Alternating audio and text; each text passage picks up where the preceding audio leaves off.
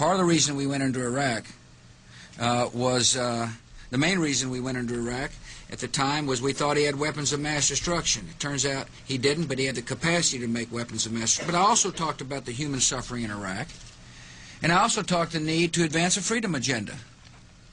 And so my answer to your question is that imagine a world in which Saddam Hussein was there, stirring up even more trouble in a part of the world that had so much resentment and so much hatred that people came and killed 3,000 of our citizens.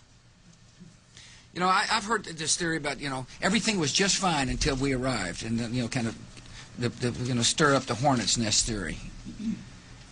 It just doesn't hold water as far as I'm concerned. The terrorists attacked us and killed 3,000 of our citizens before we started the freedom agenda in the Middle East. They were. What did Iraq have to do with what? The attack on the World Trade Center. Nothing, except for it's part of, and nobody's ever suggested in this administration that Saddam Hussein ordered the attack. Iraq was the lesson of September 11th is take threats before they fully materialize, Ken.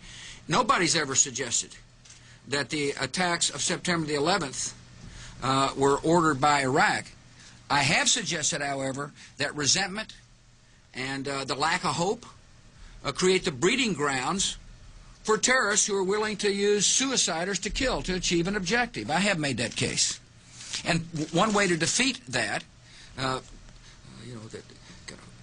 defeat resentment, is with hope.